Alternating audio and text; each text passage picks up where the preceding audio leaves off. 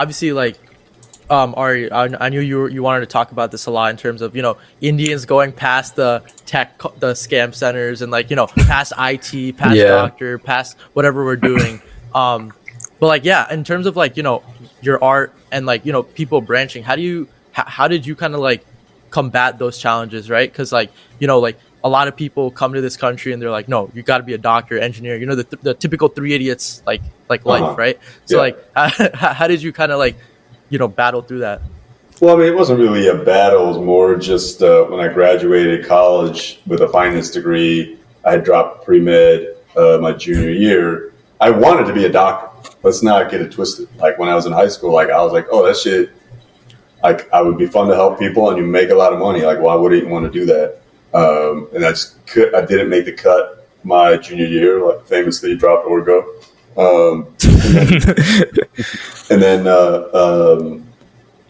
when I graduated in 08 with a finance degree, I wasn't as strong of a student as I was relative to my peers who were, like, graduating with, like, 3.9s and 3.8s going into finance jobs. And I didn't land a finance job in, like, one of the lucrative fields at the time. And so I just had to take a look at what I liked doing and what I was good at. And I like writing and I'm good at talking, at least so I thought. And I just got on stage and that was it, really.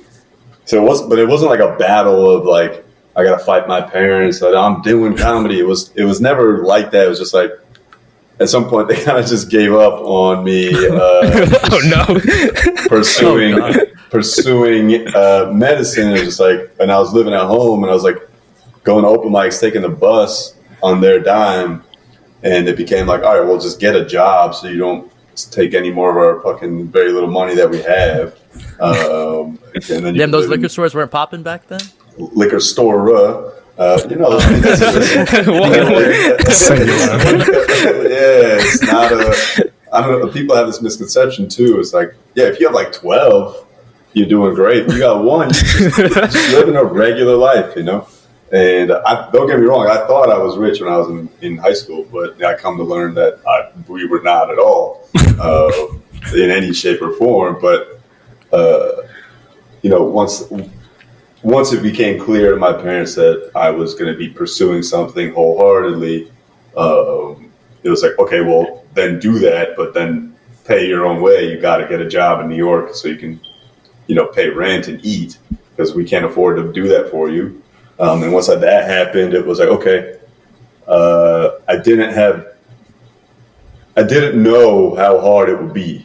I thought, I'm smart. I can figure shit out. This shit is comedy. Like, dumb people are comedians. Why can't I be a comedian? I'm pretty smart. Turns out it's fucking impossible. And it's a lot of work, constantly, all the time. It's running a liquor store that you own. It's constant entrepreneurship. It's just every day trying to figure shit out. Every day, the problems when you start are very small, but when you're here at my level, it's like, okay, how do I market? How do I get to new people? Like, is doing a podcast with 4 Indian kids going to help me out at some point? Probably not, but it should be fun. It's just like that's the kind of shit that goes in your calculus now. But as a 22-year-old comedian, I was just like, I could do comedy. It can't be that hard. And it turns out it's very difficult to this day. But here we are, Mm-hmm. Yeah, I have a question about the liquor store. Actually, is it actually under your name? Is it actually under your name? No. It's not. No. That's just for the joke. But that's good recall. Thank you very much for paying attention to the material. But no, it's not under my name. Not yet. Anyway. Did you ever think about going and taking over liquor store? Was that ever like a thing? I know a lot of the Patel cartel is kind of following the direction that entrepreneurship, owning the hotels, owning the liquor stores. I mean, if it was not, if when I was a kid in high school, I wanted to go like spend the day and work at my dad's store, help out in any way, but it was in a bad neighborhood, so the risk wasn't worth it, and it wasn't. That's where my dad landed. He landed in Newark. The store was in Irvington. The first store was in East Orange, New Jersey, which is like outside of Newark, and then that store shut down, and he bought another one in Irvington, which is an even worse neighborhood.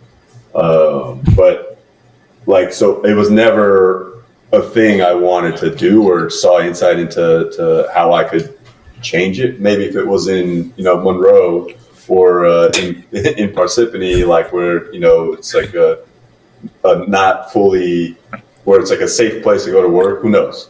Or Rutgers. Or New Brunswick. If I ever go back to running a liquor store, something is going very wrong. Not New Brunswick's not a bad choice. You got all the college students. What's that? You got all the college students in New Brunswick. That's not a bad choice. yeah. I don't sell to underage kids, man. That's rule number one: my dad's store. Don't steal. Number two: don't sell to underage kids.